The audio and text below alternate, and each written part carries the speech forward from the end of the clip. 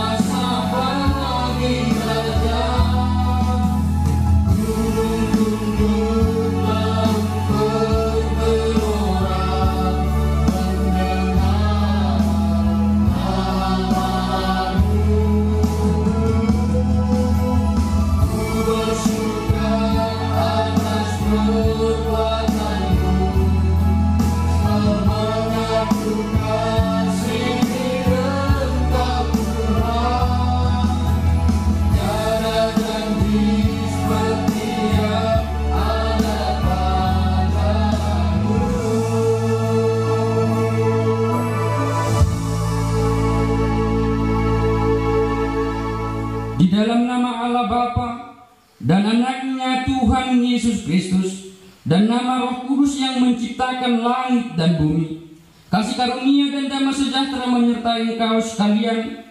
Amin. Marilah kita sama-sama berdoa. Ya Yesus Kristus Tuhan kami, hadapkanlah wajah-Mu, berilah kasih karunia dan kehidupan kepada kami. Amin. Kita memuji Tuhan lewat nyanyian rohani, Ajarku Mengenalmu.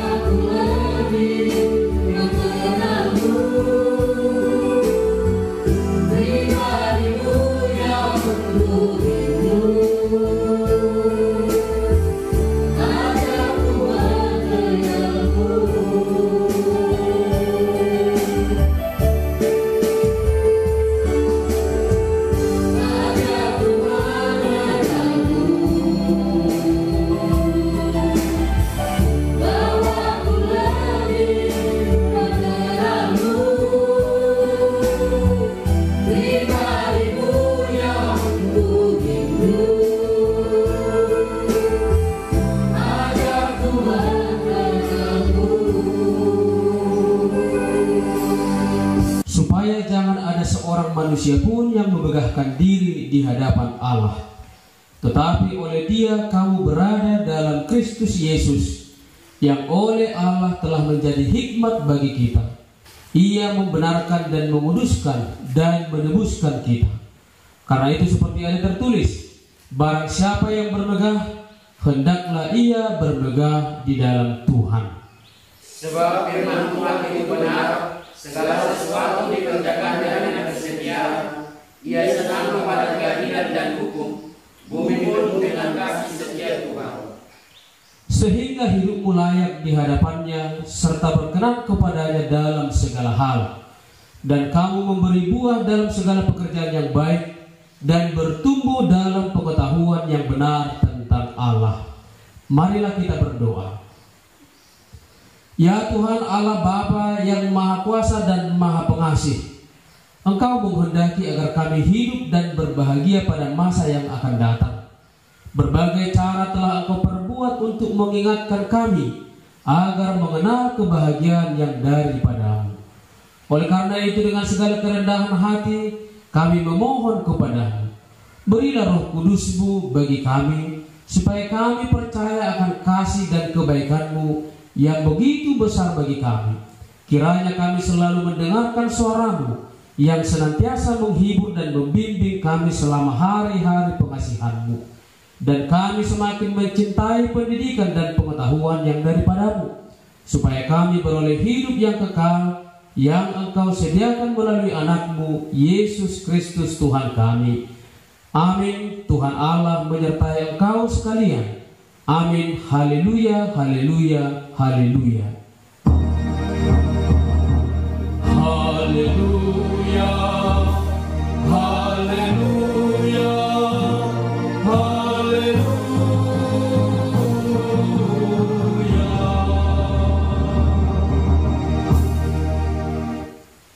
Saudara-saudara keluarga yang dikasihi Tuhan, marilah kita mendengarkan firman Tuhan sebagai pengganti dasar kita yang tertulis dalam Amsal pasal 1 ayat 2 sampai dengan ayat yang ke-8. Inilah firman Tuhan. Untuk mengetahui hikmat dan didikan, untuk mengerti kata-kata yang bermakna, untuk menerima didikan yang menjadikan pandai, serta kebenaran, keadilan, dan kejujuran, untuk memberikan kecerdasan kepada orang yang tak berpengalaman, dan pengetahuan serta kebijaksanaan kepada orang muda. Baiklah orang bijak mendengar dan menambah ilmu, dan baiklah orang yang berpengertian memperoleh bahan pertimbangan untuk mengerti amsal dan ibarat, perkataan dan teka-teki orang bijak. Takut akan Tuhan adalah permulaan pengetahuan, tetapi orang bodoh menghina hikmat dan didikan. Hai anakku, dengarkanlah didikan ayahmu, dan jangan menyia-nyiakan ajaran ibumu, sebab karangan bunga yang indah itu bagi kepalamu, dan suatu kalung bagi lehermu. Marilah kita memohon kekuatan kepada Tuhan untuk melakukan perintahnya. Ya Tuhan Allah, kuatkanlah kami melakukan yang sesuai dengan suruhan-Mu. Amin. Kita angkat pujian bagi Tuhan dari Kidung Jemaat 413 ayat 1 dan ayat yang ketiga. Tuhan pimpin anak-Mu.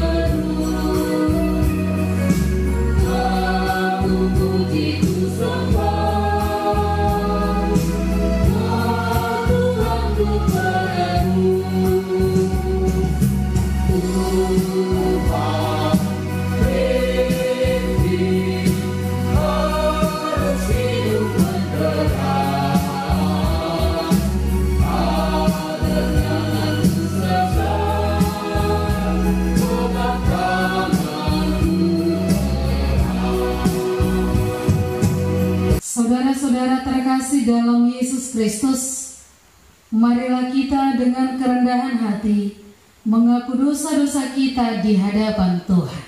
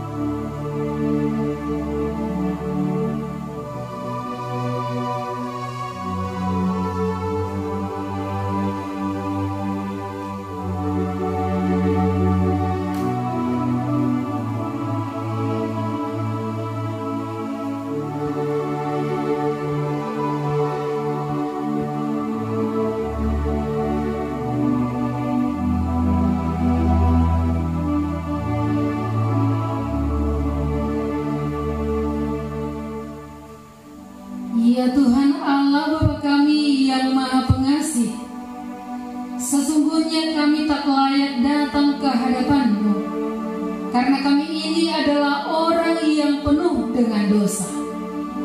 Tidak satu pun dari perbuatan kami yang dapat membenarkan kami. Tetapi oleh karena kemurahan-Mu, saat ini kami datang ke hadapan-Mu yang kudus, memohon keampunan segala dosa dan kejahatan kami. Ya Tuhan Allah, dengan mendengarkan janji-janji setia-Mu, kami mohon kepada-Mu, kasihanilah kami, ampunilah segala dosa dan kejahatan kami. Begitu banyak perbuatan kami yang tidak berkenan kepada-Mu, dan juga mendukakan hati sesama kami. Kami tidak mampu mengasihi sesama kami seperti Tuhan telah mengasihi kami. Ternyata kami belum menjadi berkat bagi lingkungan dan sesama kami.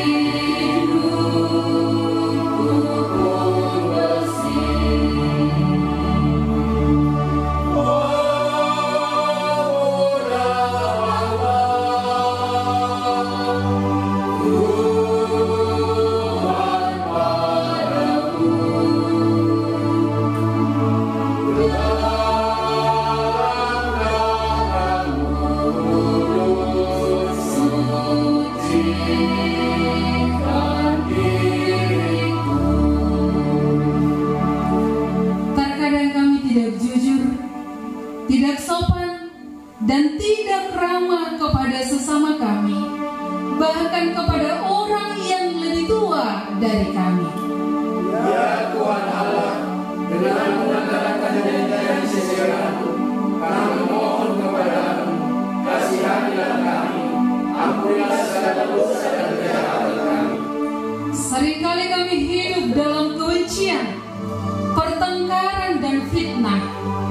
Kami terjebak dalam berbagai kejahatan dan perbuatan daging yang menyesatkan, yang membuat kami tidak taat dan menyimpang dari jalan-Mu yang benar. Ya Tuhan Allah, atas janji penyertaan-Mu, biarlah kami mendapatkan kegenapan dari janji-Mu, setelah Engkau memerdekakan kami melalui pengetahuan kami atas Engkau.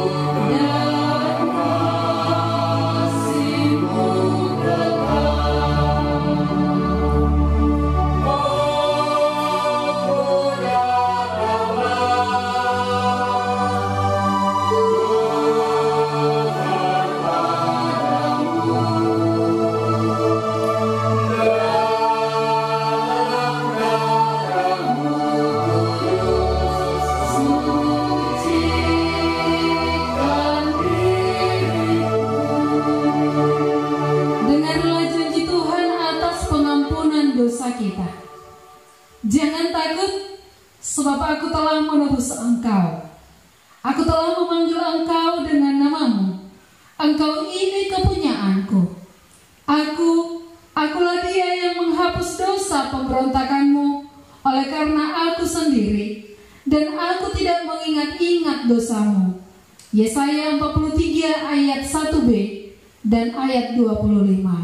Kemuliaan bagi Allah di tempat yang maha tinggi. Amin.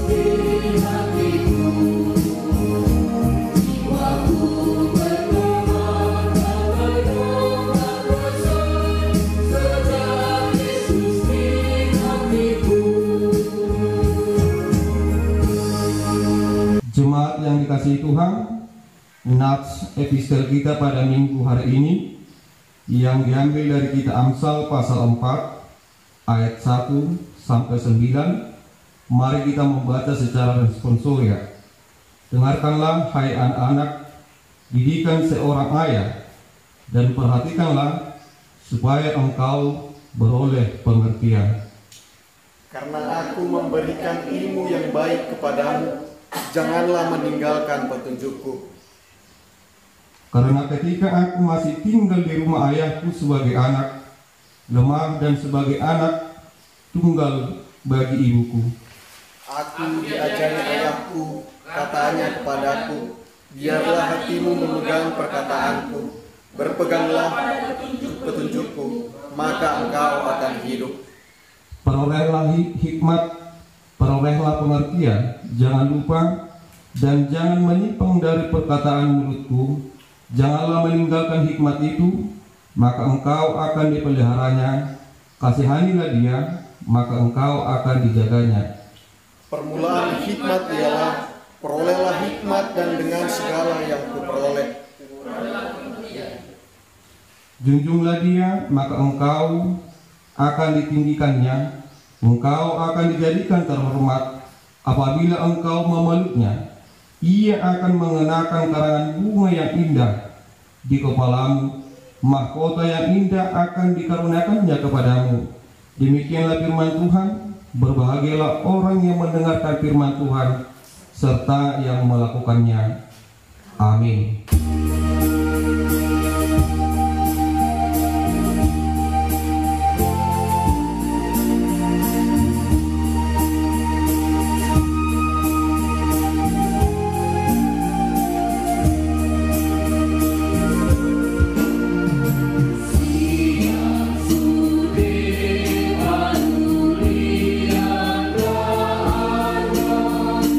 Saudara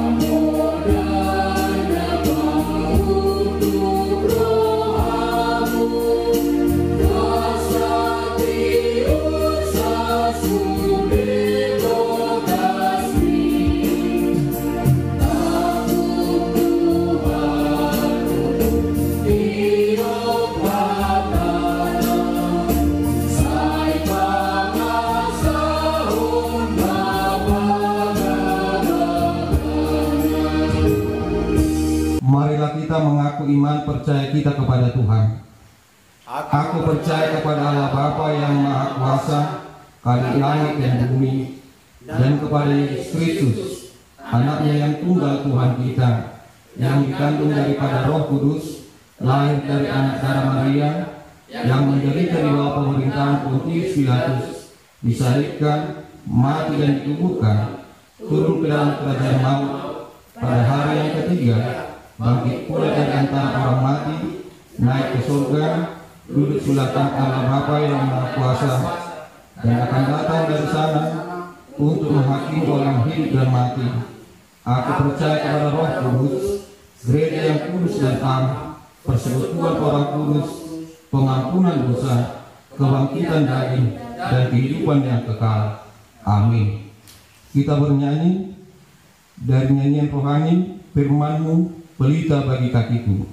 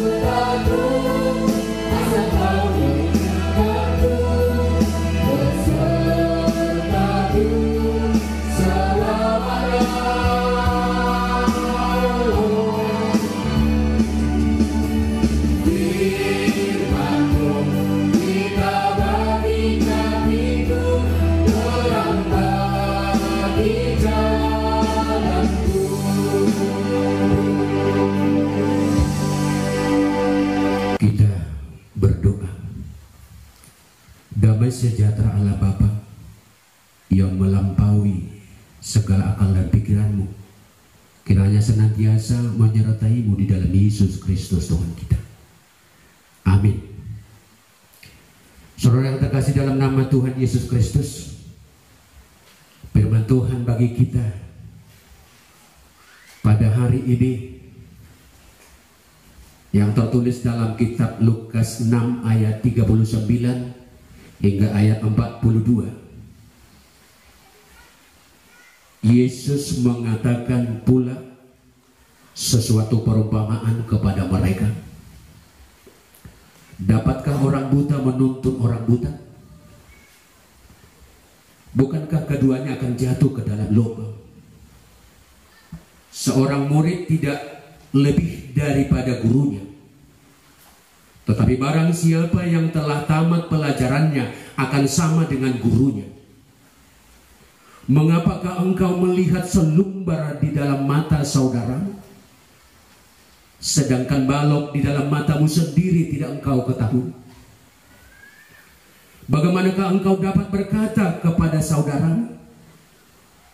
saudara, biarlah aku mengeluarkan selumbar yang ada di dalam matamu, padahal balok yang di dalam matamu tidak engkau lihat? Hai orang yang munafik, keluarkanlah dahulu balok dari matamu, maka engkau akan melihat dengan jelas untuk mengeluarkan selumbar itu dari mata saudaramu. Demikian firman Tuhan. Kita nyanyikan firman-Mu menjadi terang.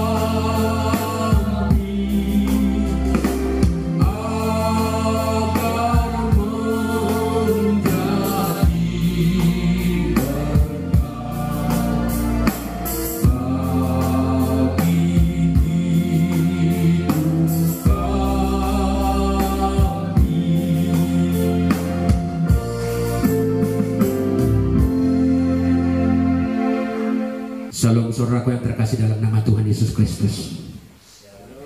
Ibadah yang sungguh indah, sebab berkat Tuhan pasti melimpah bagi setiap orang percaya.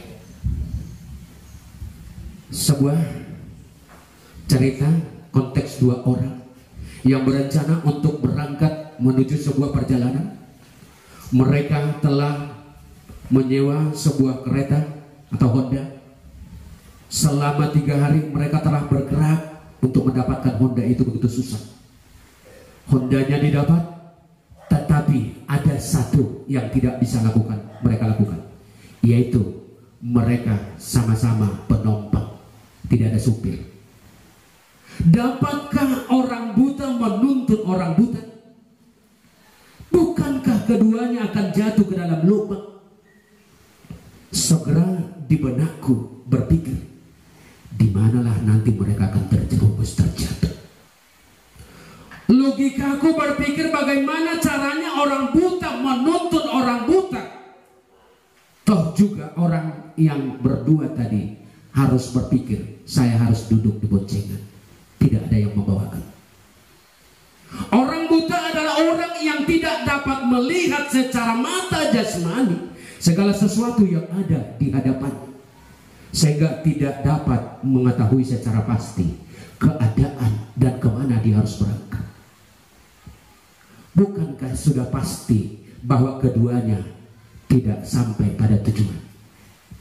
Karena yang mereka harapkan adalah hanya untuk duduk dan tidak bisa bergerak. Yesus sebenarnya ingin menunjukkan perumpamaan ini kepada orang-orang Farisi melalui khotbah di bukit, yaitu orang-orang yang mengalami kebutaan mata rohani. Mereka di mata Yesus adalah orang-orang yang tidak mengerti dan tidak yakin akan sesuatu, tetapi mereka berusaha mengajak orang lain untuk percaya seperti apa yang mereka yakini. Dalam hal ini Yesus mengecam apa yang dilakukan oleh orang-orang Farisi yang dikatakan dalam nas ini sampai munafik, dan berusaha mempengaruhi murid-murid Yesus untuk melakukan hal yang sama dengan apa yang mereka perbuat. Orang-orang Farisi melakukan hal yang kelihatannya seperti beribadah, padahal sepertinya bukan perlakuan yang baik. Yesus tahu benar betul itu. Orang buta menuntun orang buta itu sama artinya dengan menceritakan apa yang tidak bisa mereka lakukan, yang merupakan fenomena yang sering terjadi dalam kehidupan kita sehari-hari, di mana banyak orang yang hanya berusaha mempengaruhi orang lain agar yang mereka lakukan itu kelihatannya baik, sedangkan yang sebenarnya mereka lakukan adalah untuk mengetahui secara pasti bahwa hal tersebut adalah baik hanya menurut mereka. Berusaha mempengaruhi keyakinan orang percaya yang mendengarkan berita keselamatan dari Tuhan Yesus agar mereka menyimpang dari iman mereka dan mengajak untuk mengikuti keyakinan yang mereka anggap benar. Sedangkan di satu sisi mereka sendiri tidak yakin apakah akan selamat atau tidak dalam mengikuti keyakinan mereka. Orang-orang Yahudi hanya mampu menggunakan kebenaran untuk mengkritisi ajaran kasih tentang Yesus Kristus, yang untung saja Yesus memahami maksud mereka. Sepertinya mereka mau mengatakan bahwa ada banyak makanan enak di rumah kami, padahal ujung-ujungnya di ending cerita bahwa sebenarnya makanan itu sudah habis semalam.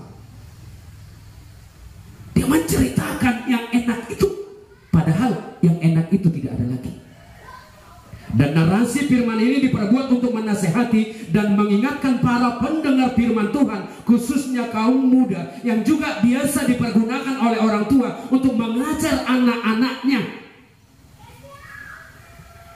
supaya memikirkan, merenungkan, dan melakukan. Di mana Tuhan Yesus memanggil ke-12 muridnya untuk belajar dan mendengar firman Tuhan, bukan hanya mendengar begitu saja lalu bergerak mengajarkannya kepada pendengar lainnya tanpa unsur perbuatan yang mereka anggap dalam dunia ini adalah zona aman. Orang selalu memikirkan bahwa dia memiliki zona aman sehingga dia tidak perlu menghindari, walaupun itu adalah salah. Ajaran Yesus sangat terkenal dan banyak orang mengikuti, sehingga orang Yahudi, Farisi, Sadusi, dan ahli Taurat mendengarkan khotbahnya. Memang dilihat dari kenyataan mereka datang bukan dari kerinduan untuk mendengarkan ajaran Yesus, melainkan banyak mencari celah untuk menyingkirkan Yesus itu sendiri. Jadi sebenarnya mereka adalah topik utama dalam pemberitaan firman hari ini. Dari awal hingga saat ini kita mendengarkan berita ini, mana mungkin orang yang buta mampu menuntun orang buta. Orang yang buta mata secara rohani, bagaimana mungkin dia mampu menceritakan kebenaran iman terhadap Yesus, sementara mereka sendiri tidak mengasihi Yesus. Diceritakan banyak orang memahami tentang iman percaya, tetapi mengajarkan mereka tentang ketidakpercayaan. Bapak Ibu Saudara yang terkasih dalam nama Tuhan Yesus Kristus, sebaiknya kita terlebih dahulu memahami makna dari jatuh ke dalam lubang, yang bukan hanya menunjukkan bahwa mereka tidak bisa berjalan, tetapi yang jauh kita pikirkan adalah mereka tidak bisa berjalan seperti orang normal, tetapi juga menunjukkan kelemahan dan sakitnya yang begitu dalam, di mana satu orang buta berjalan meraba jalannya dengan pakai tongkat, tetapi juga harus menuntun orang buta yang lainnya, sehingga mereka tidak melihat lubang, tidak melihat sesuatu ada di depan. Artinya tidak mungkin mereka mampu berjalan saling menuntun, dan itu tidak bisa diterima akal. Atau boleh kita gambarkan bagaimana orang yang bodoh mengajari orang yang bodoh, bagaimana mengajarkan banyak hal tentang percaya, tetapi yang mengajarkan malah lebih tidak percaya. Pengajar di sini harus memiliki rasa, karena mereka benar-benar sudah melakukannya, di mana pengalaman adalah guru yang terbaik. Hubungan antara guru dan murid, Yesus lanjutkan, seorang murid tidak lebih daripada gurunya. Dalam hal ini Yesus mau menegaskan hubungan antara Yesus dengan orang-orang percaya dan yang mengikutinya. Guru adalah sentra manajemen kasih dalam persekutuannya. Di dalam keluarga, guru yang terbaik adalah orang tuanya. Kebahagiaan akan tercapai bila mana orang tua benar-benar menjadi guru yang terbaik bagi anak-anak. Tetapi jangan berharap sukacita dan bahagia akan dapat bila orang tua tidak ada bagi anak-anaknya. Guru memiliki aturan dan teknis dan silabus mengajar muridnya untuk memiliki aturan belajar. Sebenarnya seorang guru bertanggung jawab memberikan pelajaran kepada murid, tetapi dapatkah seorang guru menghukum muridnya? Kalau dulu guru menghukum muridnya karena memang murid itu salah, tidak ada tantangan yang lain. Tetapi sekarang bila murid salah, guru pasti berpikir 10 kali lipat untuk menghukum muridnya. Musuh yang terdepan adalah orang tua. Jika murid belum mengerti, maka setiap guru harus menjelaskan lebih dalam dan semakin dapat mengerti, dan si murid menjadi sukses. Bila mana muridnya gagal atau tidak berhasil dalam pendidikannya, yang disalahkan adalah sekolahnya, yang disalahkan adalah guru. Nats ini juga mengajak para guru untuk membenahi diri, bukan menyesali muridnya dan segala masa depan hidupnya. Cara yang terbaik yang diminta, bagaimana seorang guru mampu mendekatkan dirinya kepada murid untuk saling membenahi, untuk saling mengenal kedudukannya. Sangat berbahaya apabila ada seorang murid maupun guru yang terbaik atau paling rajin memposisikan dirinya menjadi guru, tetapi guru memposisikan dirinya menjadi murid. Apa yang terjadi Bapak Ibu? Begitu juga sebaliknya. Guru harus memposisikan diri menjadi seorang yang terbaik di antara persekutuan itu, yang mengetahui perjalanan hidup manusia, sehingga harus mampu menjadi teladan yang terbaik pula. Bila mana seorang guru memposisikan diri menjadi murid, itu kan patah. Karena di ayat 41 katakan, mengapa engkau melihat selumbar di dalam mata saudaramu, sedangkan balok di dalam matamu sendiri tidak engkau ketahui? Mengapa engkau melihat selumbar di dalam mata saudaramu, sedang balok di dalam matamu sendiri tidak engkau ketahui? Yang kata melihat di sini bukan saja hanya melirik, melainkan juga istilahnya mempreteli, memperhatikan satu persatu sikap. Jadi kejadian ini yang diajarkan Tuhan Yesus adalah membenahi sikap yang tidak dibenarkan dalam persekutuan. Dia mampu memperhatikan hal-hal yang kecil dari temannya, tetapi ada balok di matanya sendiri, dia tidak tahu. Apakah itu bukan keterlaluan? Inilah yang sering terjadi dalam kehidupan kita, melihat kelemahan dan kekurangan orang lain, tetapi dia sendiri tidak menyadari dirinya bagaimana. Sehingga Yesus mengajarkan, menempatkan dan menekankan dirinya untuk mengenal lebih jauh daripada menguliti kelemahan orang lain. Sampai Yesus katakan, hai orang munafik. Itu adalah karakter dan perbuatan orang-orang yang tidak dibenarkan oleh Tuhan, yang menggambarkan dirinya seakan-akan menjadi orang yang terbaik, orang yang selangit, seakan-akan tidak ada kekurangan. Dan pada akhirnya Yesus menyimpulkan pengajarannya, bagaimanakah engkau dapat berkata kepada saudaramu, saudara, biarlah aku mengeluarkan selumbar yang ada dalam matamu, padahal balok yang dalam matamu tidak engkau lihat. Ada kata saudara yang seharusnya menjadi sahabat yang terbaik bagi murid-muridnya, sahabat yang terbaik bagi anggota persekutuan. Antara saudara di dalam persekutuan itu, yang lebih ditekankan adalah perasaan kekeluargaan.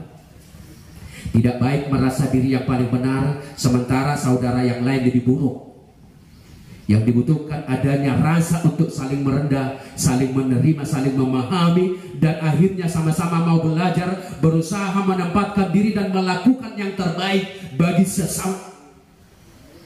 Jika di dalam persekutuan semua anggota dapat diikat dalam peranan Roh Kudus yang saling menimbang persaudaraannya, kebersamaannya, dan juga usaha saling menolong dan membangun, khususnya kepedulian kepada orang lemah, jangan sampai ada kata panggilan, hai orang munafik.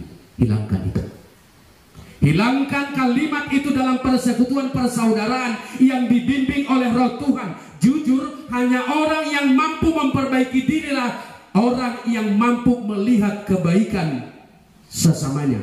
Dan hanya orang yang dibimbing oleh Roh Kuduslah orang yang mampu mengobati penyakit sesamanya, memperbaiki sesamanya.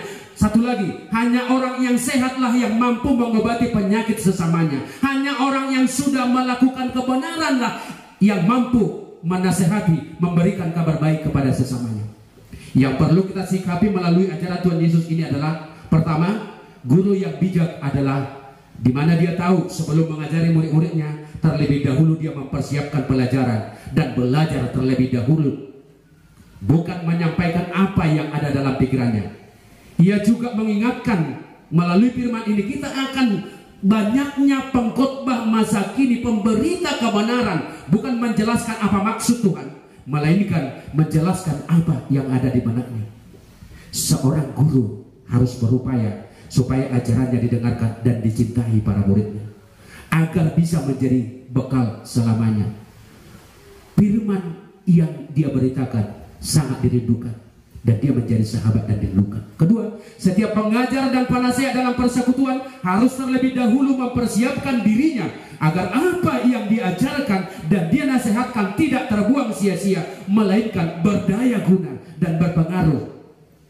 Dalam hal ini yang dikatakan pengajar itu bukan hanya guru di sekolah, tetapi juga kita semua sebagai orang tua dalam rumah tangga. Dan setiap persekutuan apapun di dunia ini yang ada anggotanya, gereja, iya, para haladonya, bukan hanya guru sekolah minggu. Hilangkan yang namanya kalimat hai orang munafik dari cara dan tingkah sehari-hari. Mari bertanya terlebih dahulu sejauh mana kita telah belajar tentang berita kebenaran firman Tuhan sebelum kita mengajarkannya. Selanjutnya, mencintai dan mencari pengetahuan bukan hanya istilah tatap muka, melainkan agar semua orang yang belajar mendengar mendapatkan inti pelajarannya dan terbantu untuk mengaktualisasikan pelajaran dalam kehidupan sehari-hari. Inilah cara yang terbaik agar tidak terjadi kesenjangan dalam persekutuan itu, sehingga damai sejahtera Tuhan ada bagi kita setiap saat, yang mengutamakan peranan Kristus dalam sisi kehidupan. Jadi bersedialah senantiasa bertanya apa kata Tuhan, bukan apa kataku. Dan akhirnya biarlah pimpinan dan bimbingan Roh Kudus senantiasa bersama kita. Amin. Firman-Mu berkatilah.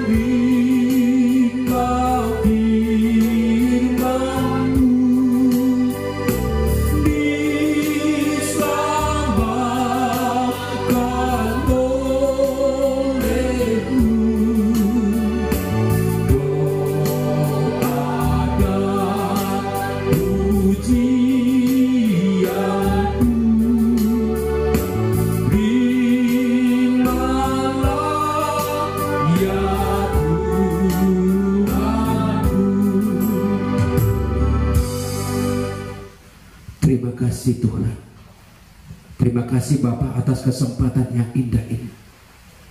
Engkau memberikan waktu bagi kami untuk berpikir lebih dalam perjalanan hidup kami, agar kami lebih mencintai hikmat dari Tuhan.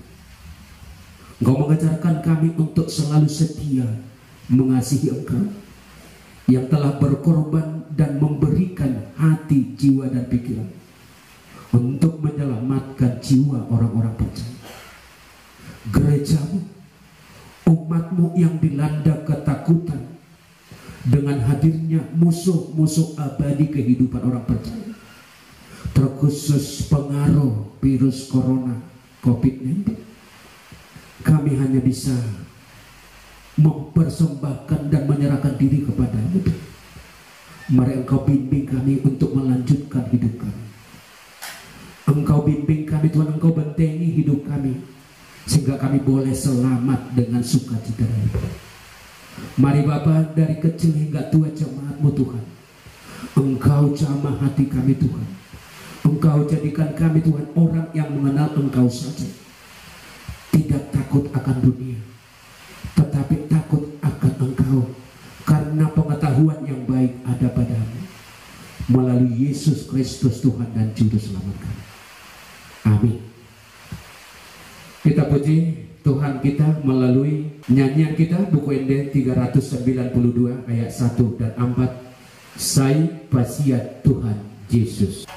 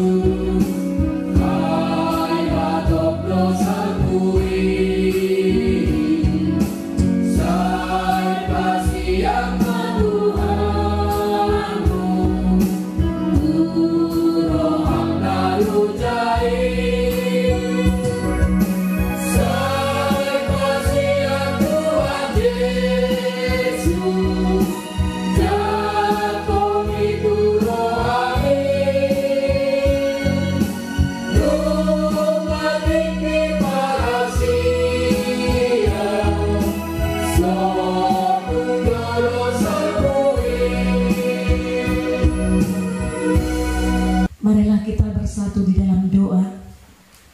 Tuhan Yesus, Bapa di dalam sorga, kembali kami Tuhan pada saat hari ini bersyukur dan berterima kasih atas segala pertolongan Tuhan di dalam kehidupan kami, di mana Engkau Tuhan sampai hari ini memberikan kami napas kehidupan, sehingga Tuhan Yesus kami boleh memuji dan memuliakan nama Tuhan. Terima kasih Tuhan Yesus, Engkau perbolehkan kami pada hari ini Tuhan memuji-Mu Tuhan. Bahkan Tuhan mau mendengarkan kebenaran daripada firman-Mu. Semua Tuhan bukan karena kuat dan gagah kami, tetapi karena kasih Tuhan senantiasa melindungi kehidupan kami. Terima kasih Bapa di sorga, pada saat minggu hari ini Tuhan, kami sudah mendengarkan warta jemaat Tuhan di tempat ini. Banyak Tuhan berkat yang sudah kami terima pada hari ini. Semua Tuhan kami serahkan kembali ke dalam tangan Tuhan. Biarlah Tuhan Engkau yang memberkati lebih heran lagi. Bahkan semua jemaat Tuhan pada saat minggu ini Tuhan, dimanapun mereka berada, yang tidak boleh bersama dengan kami Tuhan untuk memuji dan memuliakan nama-Mu. Tuhan Yesus, jika mereka tidak boleh hadir pada saat ini, apapun yang menjadi pergumulan mereka, Tuhan, kami bawa kehidupan mereka kepada Tuhan. Biar Engkau yang memberkati mereka hari ini. Jika mereka dalam keadaan sakit, Engkau memberikan kesembuhan. Jika mereka dalam keadaan malas, Engkau ketuk hati mereka Tuhan, supaya di minggu yang akan datang kami kembali boleh memuji dan memuliakan nama Tuhan. Bahkan Tuhan, gereja-Mu di tempat ini, biarlah Tuhan menjadi berkat di tengah-tengah lingkungan kami ini. Biarlah Tuhan Yesus, semakin hari semakin banyak Tuhan yang rindu kepada Tuhan, sehingga kami boleh Tuhan memuji dan memuliakan nama-Mu. Bahkan pada saat hari ini juga Tuhan, bangsa dan negara kami juga kami mau serahkan ke dalam tangan pengasihan-Mu. Tuhan, Engkau tahu dan melihat apa yang terjadi di tengah-tengah bangsa dan negara kami ini. Oleh sebab itu Tuhan, kami sering merasa takut dan khawatir. Tetapi Tuhan Yesus, pada hari ini seluruh jemaat Tuhan, kami bergandengan tangan menyerahkan bangsa dan negara kami ke dalam tangan pengasihan-Mu. Biarlah Tuhan Yesus, Engkau yang bekerja di tengah-tengah bangsa kami. Biarlah Engkau yang memulihkan bangsa kami Tuhan, supaya kami lepas daripada ketakutan, tetapi kami boleh Tuhan Yesus dengan senang hati, dengan rasa aman memuji dan memuliakan nama Tuhan. Bapa di dalam sorga, jemaat Tuhan pada hari ini yang datang berkumpul di tempat ini Tuhan, kami datang banyak bawa beban Tuhan. Semuanya kami serahkan ke dalam tangan Tuhan. Biarlah Tuhan Yesus, Engkau yang menguatkan kami, supaya kami lebih sungguh-sungguh memuji Tuhan. Bahkan firman Tuhan yang sudah kami dengarkan, biarlah Tuhan menjadi kemuliaan bagi nama-Mu. Berkati hamba-Mu yang sudah membawakan firman-Mu pada hari ini. Bapa di dalam sorga, sebentar kami mau pulang dari tempat ini, biarlah tangan Tuhan yang menjaga kami, tangan Tuhan yang melawat kami, sehingga kami boleh tiba di rumah kami dengan selamat penuh dengan sukacita. Ampuni segala dosa dan kekurangan kami Tuhan, agar kami layak menerima berkat Tuhan. Terima kasih Tuhan. Di dalam nama Tuhan Yesus kami berdoa dan mengucap syukur. Amin.